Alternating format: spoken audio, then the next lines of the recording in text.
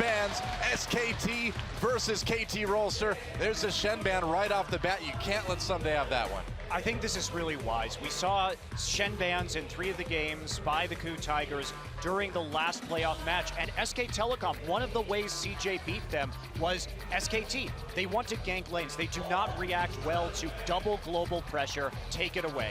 Turned out Fizz banned as well after the Vayne ban from KT Rolster. Surprising to see Vayne banned against Bang. It is actually quite synonymous with his recent play. Remember, they've been playing with EasyHoon, putting a Bang on a champion that can carry makes a lot of sense. When he's with EasyHoon, when he's with this more passive style mid laner, super aggressive Vayne player, but he actually compensates well when Faker starts to draw the aggro, plays a bit more defensive. A couple interesting bans there. The Evelynn and the Lulu banned out. Looks like it might be a first pick Azir. What do you think, Monty? Well, they're going to take it away. So. 60% of the games in the last series, Azir was banned against Nagne. Now the victor is still up, but Azir can put on the pressure early, and that's probably smart. We do see Nagne is 9-2 on Azir, so definitely one of his better champions, but this gives up the Rek'Sai. 9-1 this season, and look, I'd argue that Faker's not even the best Azir player on this squad. He's 3-0 for the season, but EasyHoon, an amazing partner. Wow! A Vi lock-in. Vi and Braum. Really? I mean, if anyone was going to pick a random Vi, I thought it'd be Bengi, but they banned the Evelynn out as well. Thought maybe it was going to be a Rek'Sai. So let me reason this out. You see Azir, you're expecting Peel for a hypercarry, the likes of a Cotmore, Vayne banned away obviously, but a champion along those lines like the Ashe that they're flashing. Suddenly, doesn't matter whether you have the Emperor's Divide for Peel. Vi is Assault and Battery, targeted, gonna get right onto the Ashe, and it's still locked in. I guess so. Will it be the Elise though? Can they stop this Vi from coming in with that? And before all this too, Fiora and Gangplank are available. These have been spammed so hard by these guys in solo queue right now. Will we see those picks today? One of the most interesting stories that people may not know going into this, and there's a LeBlanc in 5:15. That is whoa. Okay, this is exciting, Monte Cristo. We already said Vi, excellent backline threat. Remember, all the top liners with backline threat are kind of out the meta. Suddenly LeBlanc, another champion that led to the rise of champions like Ashe, of backline threats, was the fact that LeBlanc saw so many nerfs. The fact that you couldn't play this assassin that could blow up in a mobile AD carry, and suddenly Ashe, Bang in particular, looking so exposed on a no-escape champion. We got some Cloud Templar trolling in there with the Amumu. Now what's the pick really going to be for SK Telecom? Zyra would be pretty good if you throw that ultimate down on top of your carry when the LeBlanc, when the Vi come in, maybe, but I don't think we're going to see that. It feels like SKT are playing the power picks and KT are playing the counter picks in this draft. They go for Maokai with no top laners picked up. There could be the Fiora, an excellent lane matchup. Acorn showed it for LGD. SKT have the pre-plan, and KT, it almost feels like echoes of MSI Game 5. Very interesting to see the LeBlanc. You know, the Vi has been played in the LPL playoffs, so that is something that we're seeing, and specifically against these low mobility AD carries, it does make sense. We're going to see what they end up taking last. They've held off, of course. KT likes to counterpick that top lane. And we thought Faker's been playing a lot of Fiora and Gangplank in solo queue. Someday's been playing a lot of Fiora and Gangplank in solo queue. Are these going to be major picks tonight? Someday has his choice right now. It's strange that right now the top laner on KT and the mid laner on SKT have essentially the same champion pool. That's a bit odd, isn't it? Yeah, they definitely have a lot of possible crossover. Where do they go with this last pick? Fizz versus Maokai, obviously the famous pick. It's banned out in this particular draft. The Fiora we saw do great things, but I think they need to pick for comp. They're already all in. Vi's going all in. LeBlanc is going to try and distort all over the face of Ashe. So another champion with backline threat is exactly what you want to see with this last pick. Yeah, that Gnar could scoop everybody up and make things very easy for KT to take out a vulnerable Ashe. And that's what it's going to be, the Gnar. Locked in. Gonna have to wait for that Fiora Gangplank, I guess. Taking that favorable matchup, I'm very curious after all the LeBlanc nerfs that came through, whether this is going to be a solid pick. It's worth noting that when LeBlanc was pre-nerf, we did see Nagne play it quite a lot. In fact, he had some very good performances on that particular champion. And in terms of interactions with Azir too, it's worth noting that her distortion, when she moves in, it is a dash, so it can be blocked by the Azir wall. But when she goes back to her starting point, it's a blink, so you can get back over the Azir wall if Faker casts it after the initial dash. Makes sense. Well, already some pretty crazy picks in game number 1. I did not expect to see that Vi Braum is interesting as well, too. In the top lane, Marin on the Maokai versus Someday on the Gnar. Someday taking that favorable matchup, like we just said. Very standard matchup. Gnar has that edge, just being able to freely auto-attack the melee champion. You got the melee. But very high sustain coming through from Maokai. I want to talk about the jungle, though. Vi versus Elise. We talked in the pregame, you could see in the interviews, unleashing Peekaboo on the map, getting this guy roaming. One of the best ways to do that is a lane swap. And the other thing a lane swap does is it takes pressure off the Vi to make plays in the very early game. You want to hide Vi in the jungle just like a Sejuani. Okay, she can duel better, but if you can hide her till level 6, so incentivized to get the lane swap is KT Rolster. The mid lane, Faker on Azir, Nagne on LeBlanc. LeBlanc, of course, not quite as strong as she used to be. Faker's Azir, we'll see how that's going, and bang on Ashe. Corki will be played by Arrow. This Ashe going to be a high priority today. We know about that. Wolf on his famous Alistar, and Peekaboo on Braum. We'll see if he can roam and make some plays. But it is time, guys. Game number 1 of the Grand Finals. The Telecom War begins again right now. SKT versus KT. Let's get in the game.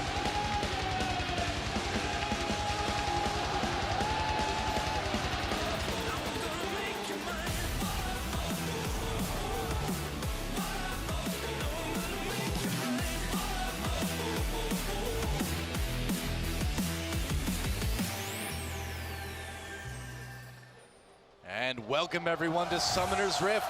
This is it, SK Telecom T1 versus KT Rolster. Back again after 2 years. The last time we saw these teams meet in the Grand Finals, it was one of the most epic 5-game sets we've ever seen in League of Legends, and I've got a feeling this match will not disappoint. SKT moving a little bit into the enemy jungle, just trying to get a few wards down early on, it looks like, warding that blue buff.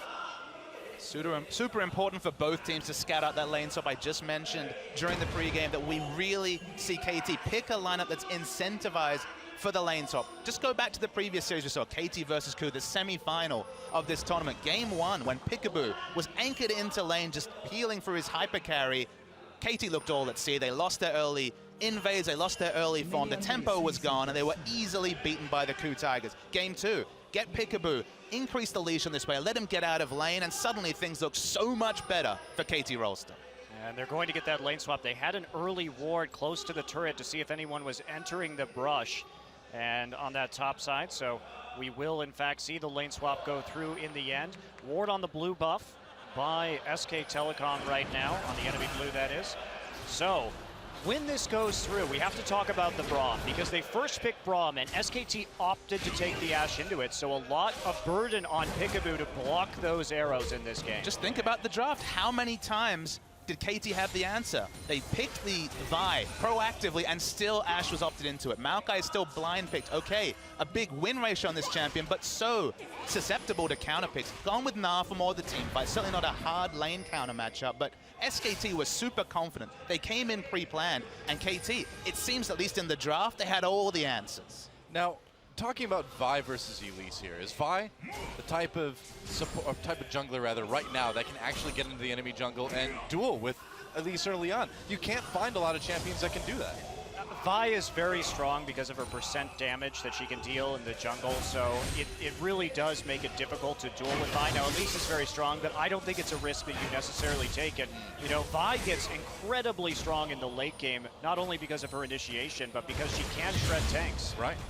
Elise is super strong in the duel. I take her every time just because she has targeted abilities. If you miss that Vault Breaker, which you max first in the jungle, in any type of skirmish, you can't get out. You are dead, and you do not have the damage to duel. So avoiding that, and the lane swap does a great job there with this jungle follow.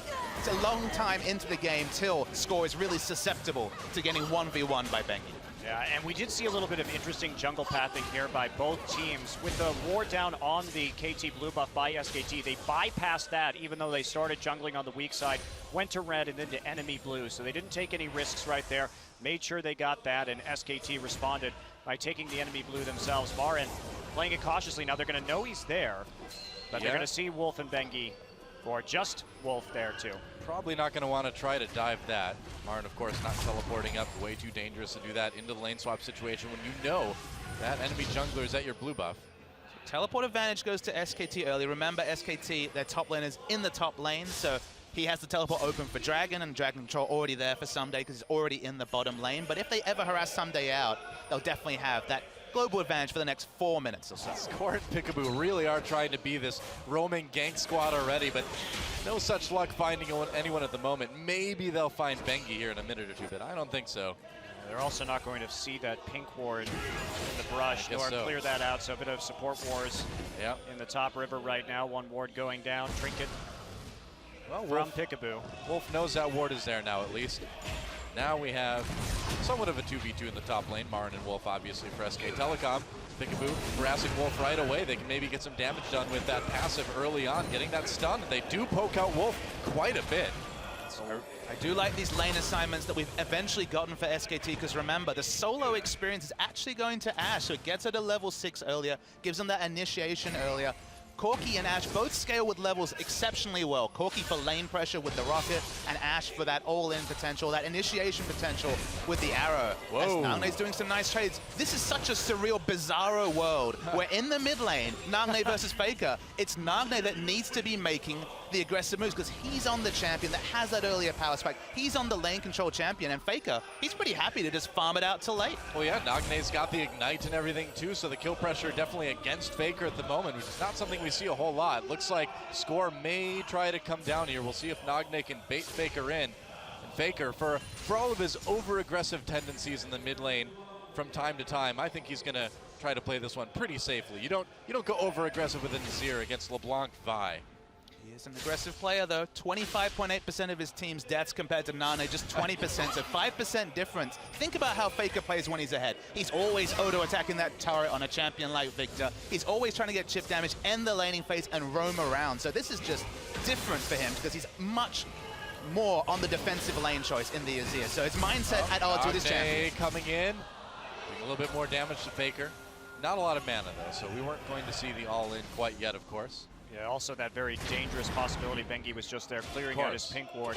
Now, SKT, like you're saying, Papa, playing the defensive style is in their interest right now. Honestly, what is going to kill Maokai and Alistar in the late game? It's not going to be Corki. It's probably not going to be LeBlanc unless she gets very fed. There's a very small amount of damage on KT Rolster, and a lot of it is coming in through AP, so the Aegis can just shut it down, and here we Flash go. Cocoon, they get the flash on a Peekaboo as well, too. So jungle flash for support flash. Bengi trying to make a play there. 5v5 team fights will be so interesting just because Ashe is super susceptible to being dove. But then, as you mentioned, KT have no real tank killing potential. They're kind of at the whim of a champion like Maokai, who should live so long during the fight. So I guess just really factoring that in, big incentive for KT to control these objectives, because they fall behind in objectives and have to initiate fights on this team. Gonna be tough. Bang's got to be a bit careful there. Looks like Score is going to recall unless he cancels it right now. Bang. Safe enough, just pushing up the lane with that volley. Not going to get dove. Marin forced the flash, though. Here comes Arrow. Peekaboo throwing up the shield. He's going in. Marin in a lot of trouble. Twist advance. Back onto Peekaboo. Peekaboo gets low. Oh, he gets out, though. And first blood goes to KT Arrow. Oh, that is huge. We talked about those first blood stats. They are very in favor of both of these teams to a degree that we don't frequently see, but especially KT, they don't get that first blood. They only win a third of their games. Will that come true here? It's a very surprising stat. You do wonder how many of those games came from the pre-Peekaboo era, but let's see what happens here in the mid lane. It's effectively a different team in the second half of the round robin. One best-of-3 loss, of course, to their opponents today. SKT, that was so close. Level 3, it looked like he had a lot of health, but of course the base health is so low. The heal was on point and just lived through it all, did Peekaboo. Very, very close call, but we do see Peekaboo, of course, helping to make plays like he always does.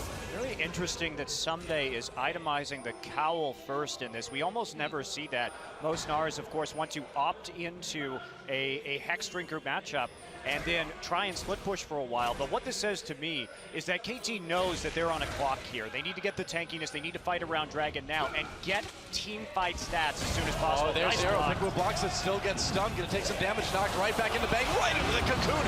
Teleport's coming out for KT, but they can't save Peekaboo. Repel, will it allow Bengi to live? Maybe. No, taking so much damage. Arrow with his second kill of the game already at about 9 minutes. A kill on each side. But KT coming in with a bit of an edge here on Dragon. And you'll take that every time. Score level 6 now. They're waiting to see if they can get some sort of play off. But no, SKT not going to take that. No dragon attempt from KT, still a little bit risky. And Arrow, he's definitely ahead of the curve. Maybe he can pick up an Infinity Edge and do some damage to tanks. He's 2-0 and now has red buff as well. And suddenly, bang, even over-leveled, even with the situation that he's been in this game, he has to play from behind. It did show a bit of the danger that Ashe presents, of course. I mean, even throwing up that shield, Peekaboo got stunned, he got killed. KT really needs to be careful. If that arrow would hit, well, arrow later in the game, it would not be very good for the AD carry. One thing about Someday was the Gnar bar was absolutely perfect. Comes in the Mega Gnar form, has plenty of time to do work, so that was a great TP call from KT. I was a little bit nervous when I saw the TP coming in, but as soon as I saw him in Mega Gnar, all that just melted away. Score is going for the Warrior Enchant this game, definitely going for the offensive build path, trying to pick up some of the damage slack from the likes of Arrow, at least in the mid game. Seeing nice little duel up top, but Score, the one thing you can say is can't really itemize that early Sightstone in this matchup as much as Faker. Oh, Nagne, a lot of damage on the Faker there. Gotta be careful. Meanwhile, in the bot lane, Peekaboo and Arrow getting pretty aggressive. Bang's got his ultimate back up. Score was right there, though, so trying to bait in the all-in. Awkward. Misfire by Someday on that ultimate on the top side. He's got to get out. He hops away, should be able to make it out. He will. Meanwhile, more dueling. Such an aggressive laning phase here. They're going to go in. Whoa! Big combo on the Bang, Assault and Battery. And Arrow, that's his third kill. Already, KT is taking apart SKT. And it's a preview of late game team fights. Everyone getting in there on the immobile AD carry. Ashe used both summoners as well. It's going to be hard to navigate these fights if you're Bang. That was just a beautiful gank by Score, Arrow, and Peekaboo down to the bot lane. CC was pretty perfect. Bang legitimately had no chance. Well, that's what happens against Vi a lot of the time. And yep. But they opted into it, Monty. They saw the Vi, a first round Vi, and they still lock in the Ashe. We knew Ashe would be a premium pick in this series, but at some point you have to make up for the fact that KT have obviously accounted for an Ashe pick. Did it seem a bit too much like SKT approached this draft from, this is our draft and we're sticking to it? Yes. Yeah, absolutely. I think they did. I think they wanted to shut down the Azir, which has been Nagne's most dangerous pick, and they wanted to take away the Ashe because that's what Arrow played in the blind pick, and he and Peekaboo with that Ashe Leona lane just went to town against Ku. Here's a simple fact. SKT blind picked their top laner, blind picked their mid laner, and blind picked their AD carry in this draft. Pretty bold. Pretty bold. And SKT is certainly starting to pay for it. Looks like things are heating up around Dragon for the moment anyway. And Ashe, the emergency build is real. Berserker Greaves, Pickaxe, and an Avarice Blade. Say goodbye to damage anytime in the next 15 minutes. Well, I mean, at this point, Bang is he's an ult bot, right? He's got to hit with the arrow, get the stun, and try to get SKT kills that way. Maybe Faker can start carrying out this Azir. Well, who's going to follow it up, though, with more damage is the question. That's Faker the tricky part. Has the Nashers, but meanwhile, Nagne decided to not quite complete his Morellonomicon and just head straight into a needlessly large rod. Looks like he had a large chunk of change when he backed and just went for the flat damage. Runeglaive is picked up by Elise, so there's going to be a damage shot. Now, of course, that is at the price of tankiness, specifically when the next health items are complete, but bit of decent mid-game damage from Bang. Yeah. Score's ultimate just barely not up, and you got to wonder if he would have maybe gone for that. Faker a little bit out of position there before getting back to lane. KT seems to have the angle onto Dragon for the moment, but backing up, and SKT still has some decent wards around the Dragon Pit as well, so still no Dragon. It's getting to be a late one. Well, SKT delaying this Dragon is very important for them. They still are in this game just because we will see KT's composition fall off, and they're just going to take a mid lane right now. Man, that turret died very, very quickly, and that gives SKT the turret lead. And like you said, man, I mean, KT needs to make something happen now, and killing Faker might be it. But no, Nagne backing up, still has not popped that Ignite all game. And this is the new Azir, of course, the new age Azir with the Nashor's Tooth. It was already a matchup where Azir could just plop down the W, has the auto attack and attack speed to take down your turret, but the LeBlanc Azir matchups change even more now that your turret, unless you're rotating multiple members to relieve pressure, will die instantly if the likes of Elise or Alistar enter a lane against a LeBlanc. Yeah, more action up in the top lane as the tanks fight for a moment and then run away from each other. That's the top lane, ladies and gentlemen. Looks like this Azir turret's going to get taken out pretty soon. And SKT down in gold slightly, but they're delaying, they're surviving, and that's what they need to do. Now, they were surviving from the draft phase when they gave basically 3 counter picks over to KT. It's all on Faker once again to create the pressure of multiple men, because look at the difference between his AD carries. Nothing completed from Bang compared to Trinity Force and a lifesteal pickup from Arrow. He's so far ahead of Ash. Certainly is a bit worrisome. And SK Telecom. Yeah, well, KT, they need to keep putting on the pressure right here. The fact that they lost their main turret means that they lost a lot of dragon control, but they have to start fighting now. This is when they're strong. Fight now. Group, try and take a dragon, force them into an engagement, because someday, sure, he can farm up in this top side, but he is not opting into a split push build here, so he's going to be most useful with the rest of his team, especially since his magic resist build is super efficient right now because of how far behind Bang is. I really am wondering, like, what is stopping KT from going for this dragon? Maybe they finally are here. I mean, the one thing that strums through is the item build. When you go Warrior Enchant, when you get the later sight zone, we haven't seen the division. Dragon being taken. SKT comes in. Can they just take it this way? Who's going to get it? Who's going to get it? SKT takes the first dragon. KT just giving it over. Marin teleports down. Someday it's Aaron Meganar.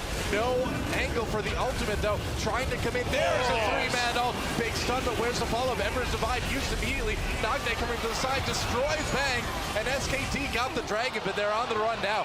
Kill on each side. Faker gets one. Nice flash knockup from Wolf. Arrow's gonna get taken out. The double kill for Nagne. Meanwhile, onto Faker, and they're trading fairly evenly. And looks like that's gonna be all it is, unless they can track down Nagne, trying to find him in this red buff pit.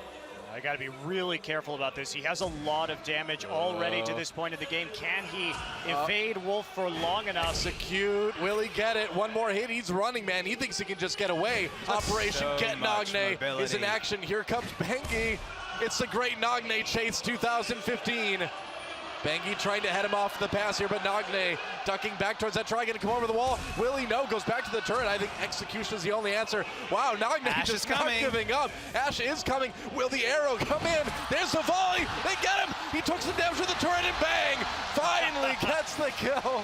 Nagne, you could have just died to the turret, man. You gave Bang a kill. He thought he could get out of that one, obviously, but with the mobility boots on the Alistar, let's take a look at that team fight again. Now, it looks good for KT because Someday it was in a perfect place, but they lock him up immediately. The Arrow with full health, full mana, and nobody really on top of him, just couldn't put out the damage this fight. It was really unorganized. LeBlanc on one side of the fight, Arrow just completely getting occupied by the likes of Elise, Alistar, and Maokai, who made the difference between AD carries a complete non-factor. Wow, and man, Faker nearly took out Nagne there, and yeah, Faker really did work on that Azir in that fight too. Helped poke down Arrow, got himself a kill as well.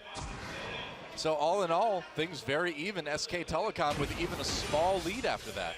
You really have to like that for SKT. The fact that they were able to take a dragon in that situation early against KT, that it hit those early power spikes, is absolutely crucial. Yeah. How does this KT comp work? It's about getting picks. It's got the Vi ultimate targeted engage. Obviously, excellent follow-up as the Arrow. Oh, Arrow on the Someday. Someday trying to get away. Here comes Wolf. Can they get the 2v1? Elise coming down as well. Someday in big trouble. He's out of there. Another kill for Bang. And SKT, they're not just surviving anymore. They're starting to thrive. And if you are KT, you can't allow that. Marin desperately trying to save his turret. I think you might have to let this one go, buddy. Well, keeps it for now. He's going to get the stun off, but that's not going to do a whole lot. They will trade 1-for-1 in turrets more than likely. Well, KT looks like they're going to have to wait a long time for a wave, but Someday getting a bit overzealous. Here we go, all in. Faker 1v2 at the moment. Nagne trying to do some damage. Which one is the right one? Pickaboo comes in, goes for the knockup. Marin gets the kill after TPing down to help out his mid laner. Nagne made a big mechanical error, tried to distort over Empress Divide, missed out on the damage of the Mimic as well. Just didn't have the damage to burst down Faker, and the tower pushing will continue. It's all starting to fall apart for KT now. Are they actually going to go into the base? No, it's not that much of a crazy time yet. Take the turrets. You've got a big lead at the moment. Scoring Pickaboo, trying to make a play on the Bengi. Not going to find one there. How did this team, who 5 minutes ago had such a mismatch between AD carries, not much control of the map, suddenly it feels like even the Raptors and Wolves are too far for KT to overextend into their own jungle. Just a huge vision advantage for SKT2. And You know, this is classic SKT. What are they doing right now? They're splitting up. They're so good at controlling minion waves to put simultaneous pressure on the map. They trade objectives really well. They hung in there in spite of a punishing difference from the KT arrows early, and I think that KT played too scared. They didn't want to push their advantage hard enough when they had it. You really got to go back to that moment where KT had a good chance to at least start a dragon fight. They didn't do it. Let's watch this play here on the Nagne. First the distortions cancel. Wait for the mimic as well, cancelled by the Emperor's Divide. That's so much damage completely taken away from Nagne and just assassinated by, of all people, Maokai. Well, Maokai also had TP advantage there, so they tried to make a play. Instant reaction from Marin. Marin said he'd lock up the Maokai whenever it's available. We talked about his win rate in the pregame, and it's looking pretty good. Yeah, 22 games in a row. He has won with that Maokai, and that's a pretty long win rate, man. That is over a season that he has not lost with this champion yet. Well, and he's 24-1 all time on this champion. It is really his signature pickup alongside that Rumble.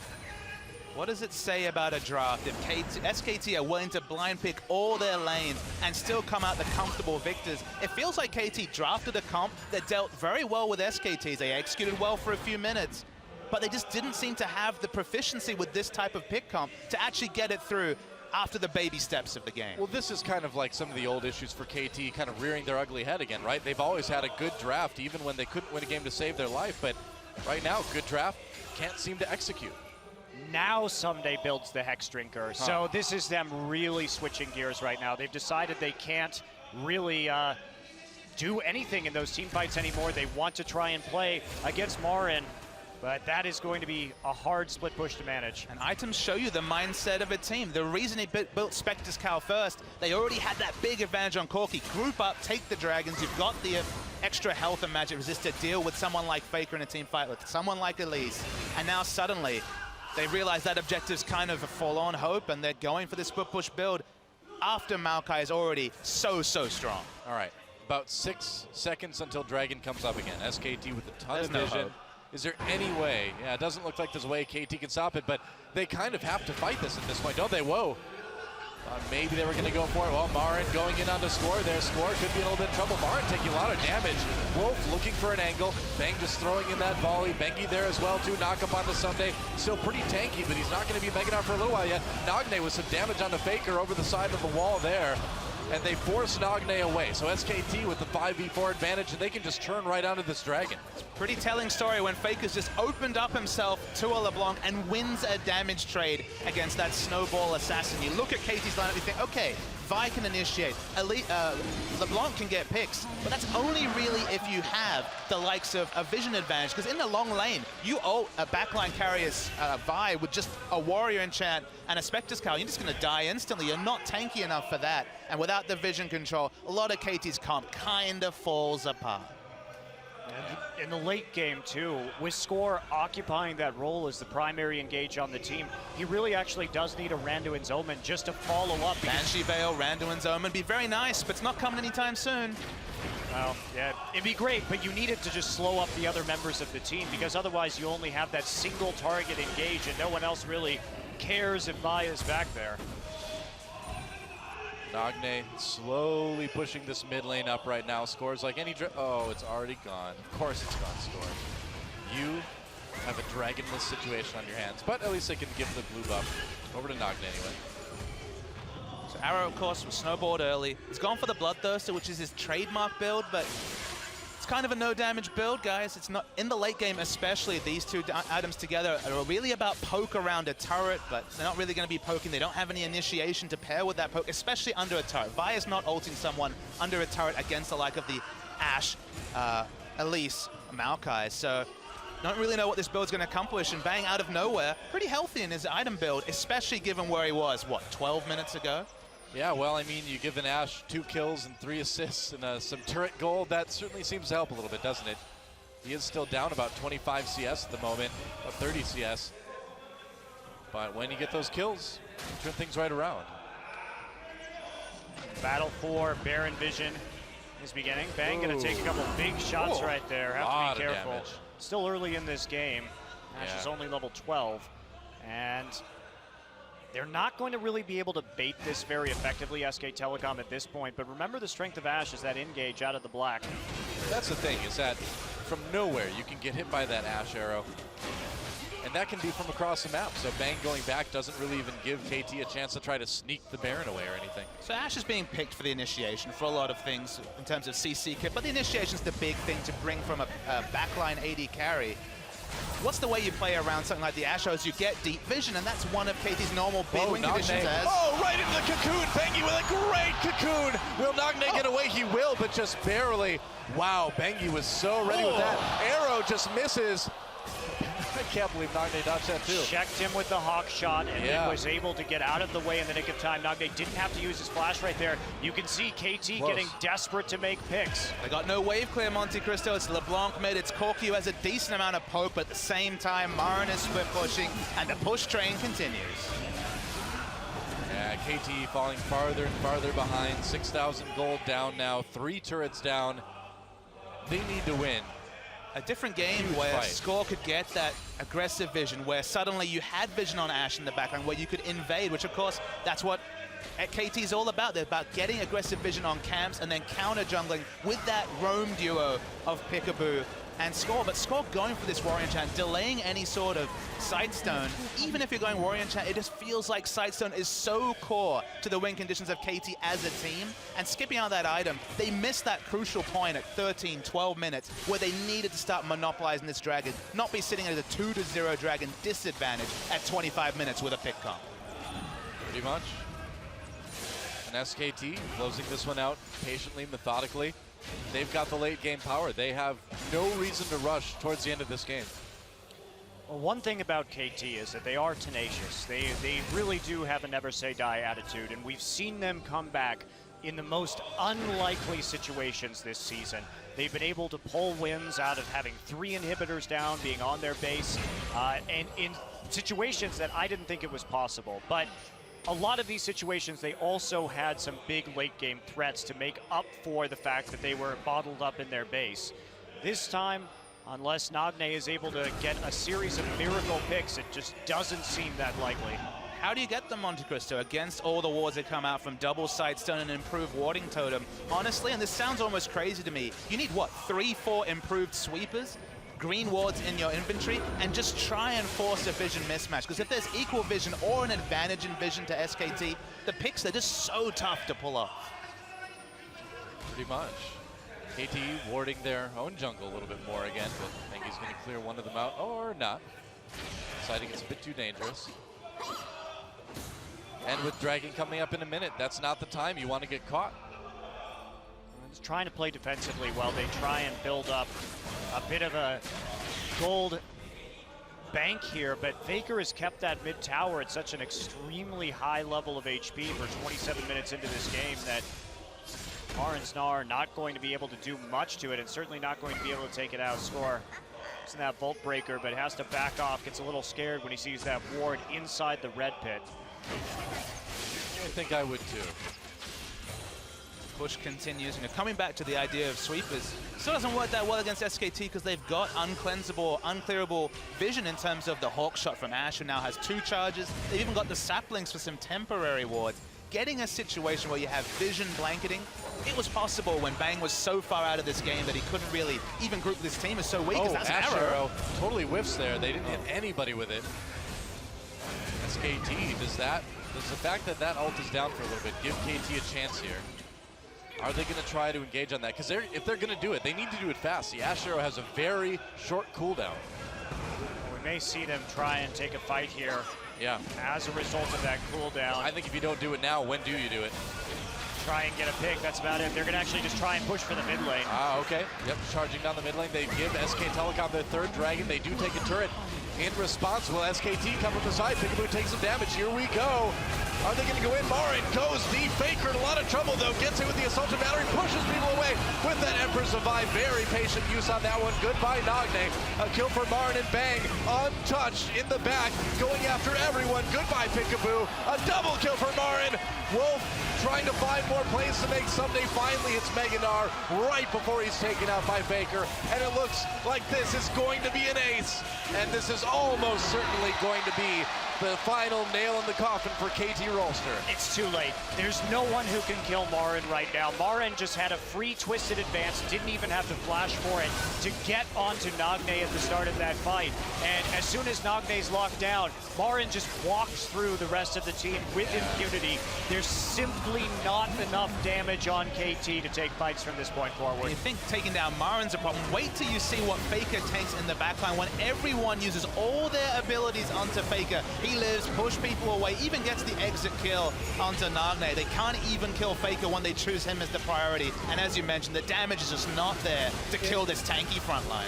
You know, it almost seemed like Faker went around there to draw in the assaulted battery because he knew he could push everybody right into SK Telecom's clutches right after it ended. And if you have to choose one, you're going to definitely choose the Azir to be the one to actually take all that CC because he has that defensive utility. Yeah. If Bang is avoiding the likes of the Vi, the likes of the LeBlanc, job done for Faker, job done for SKT. Yeah, aside from the early ganks, Bang has been untouched. It shows. Well, this is also one of those things that happens against SK Telecom. We saw it at that first Dragon fight. We've seen it throughout this game. They are looking for angles on Faker, and this is, we do see a little bit of scrapping here. How tanky is he? Very, very tanky, but is he 4v1 tanky? I don't know about that. Mengi trying to save his top laner, Bang trying as well. They're going to keep him alive. Bang goes deep. Never mind. Naka on to score there. Not going to make it out. And Marin, how tanky is he? Well, he is 4v1 tanky right now. That's how tanky he is. Faker, in the meantime, takes out the Krugs. He's going for the top lane turret as well. Well, these fights, Marin's going to kill him. Yeah, I think he will. There's the ultimate. Sapling. Oh, he got him. Oh, nice play by Nagne. Wow, actually, dangerous game right there, helping out. Certainly did, but it won't help save that inhibitor, I think. Oh, wait, Marin did kill him somehow. Sapling, perhaps? We'll have Sapling to go back from the grave? I think so. We'll have to go back and see the replay. Either way, SK Telecom takes out their first inhibitor. They're going for their second. Sapling from the grave. It wasn't even the right skin for that, Marin. Faker is completely unafraid of this entire team now. I think Marin has aggressive positioning. Faker's opting into plenty of aggression from KT. We talk about Peekaboo being unleashed, but now Faker's unleashed, man. Oh, there we go. There we go. Versus Vi. Push the score in. Vi, are you coming for Azir? Is that what you're supposed to do? Well, guess what? Azir is coming for you. Wow, that was so perfectly done. Just the knock-up from the wall straight into the Pulverize, and SK Telecom just plowing forward in this game. There's the TP from Marin. It's over. Marin TP's in to help secure this victory as the Nexus goes down, and despite a strong start from KT in the early minutes of that game, SKT will take the early lead. GG. The question we asked in the draft is, can SKT get away with a greedy draft, blind picking 3 of their lanes? The answer is an emphatic yes. Well, the answer, I think, is an emphatic once. Because that game really could have gone the other way based on those early kills. KT opted into those specific builds, though, and they didn't play it out properly. If you want to get those kills onto Corki and then build the Gnar tank, you have to group early. You have to play aggressively around that dragon, and they just failed to do that until it was a little bit too late. But a lot of credit. I was saying before we got into the end of that game that look at how much aggression Faker absorbs every single fight. LeBlanc and Vi are trying to get onto him, almost ignoring the Ashe, and I don't think you do that. I think you just have to go for the Ashe, who is less defensive. Faker built the Rylai's to have some more HP and defensive statistics, and they could never actually kill the Azir. So people tunnel on Faker because he is so good and you know what a threat he is, but in that game, I think you just keep on trying to pick off the weakened Ashe. I agree. So SK Telecom with that early lead, and KT coming up with some creative stuff. We'll see what they have for game number 2. We're a long ways from over, guys. Don't go anywhere. We'll be back.